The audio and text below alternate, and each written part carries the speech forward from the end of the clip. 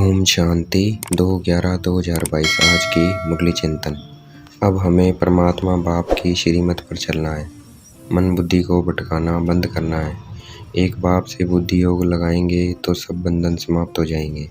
परमात्मा बाप हमें संगम पर पुरुषार्थ कराते हैं कि बंधनों से बुद्धि योग निकाल, संबंध से बुद्धि योग जोड़ो। ये पुरुषार्थ सारे कल्प में अभी होता है। इस समय ही हमें एक तरफ बंधन खींचता है और दूसरी तरफ संबंध, इसकी युद्ध चलती रहती है। इस समय ही हम ईश्वर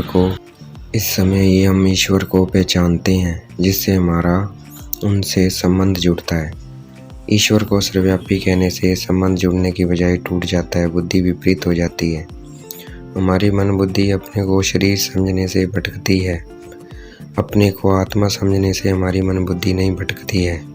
बाबा ऐसे नहीं कहते एक दो से बंधन तोड़ दो, परंतु इस मृत्यु लोक के बंधन में रहते हुए ईश्वरीय संबंध को याद करो।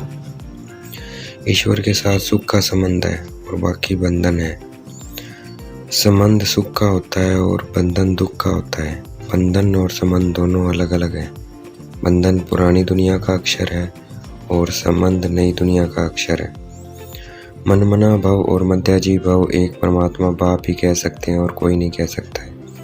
मनमना भव मध्याजी भव अर्थात मन ही मन मुझे याद करो और सुख पाओ। एक बाप ही हमें बंधन से संबंध में ले जाते हैं। दुनिया को ना बंधन का पता है, ना संबंध का पता है, तो वह पुरुषार्थ कैसे करेंगे। परमात्मा ही आकर बतलाते हैं, तब पुरुषार्थ कर सकते हैं। रावण बंधन में लेकर आता है और परमात्मा संबंध में लेकर आते हैं।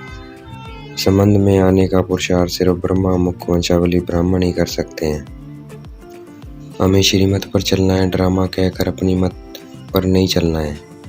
हमें पता है ड्रामा अनुसार भारत स्वर्ग जरूर बनेगा, परंतु फिर भी हमें श्रीमत पर पुरुषार्थ करना है। ये क़यामत का समय है। सभी मनुष्य को हिसाब किताब चुकता कर पावन जरूर बनना है। परमपिता परमात्मा के सिवाय श्रेष्ठ सबसे अच्छा बनने का श्रीमत और कोई नहीं दे सकता। इसलिए मनुष्य के पास श्रीमत नहीं है, इसलिए वह और ही भ्रष्ट होते जा रहे हैं। अभी हमारी चढ़ती कला है।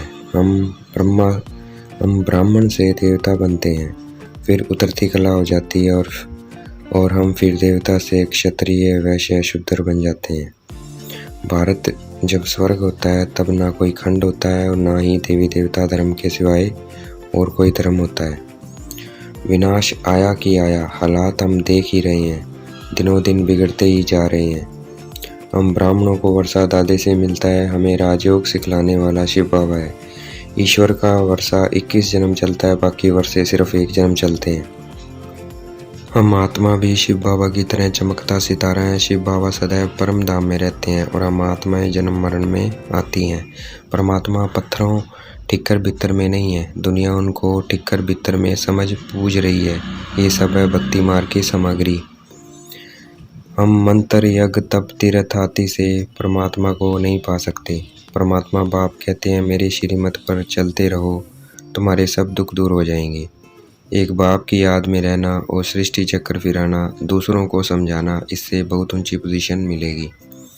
आज की मुरली का वरदान, किसी भी बात को फुल स्टॉप की बिंदी लगाकर समाप्त करने वाले राजयोगी भव। किसी भी बात को फुल स्टॉप की बिंदी लगाकर समाप्त करने वाले राजयोगी भव। आज की मुरली का स्लोगन, स्नेह ही सहज याद का साधन है। स्नेह में समा जाना अर्थात सहज योगी बनना। स्नेह ही सहज याद का साधन है। स्नेह में समा जाना अर्थात सहज योगी बनना। अच्छा, ओम शांति। शुक्रिया मीठे बाबा, शुक्रिया।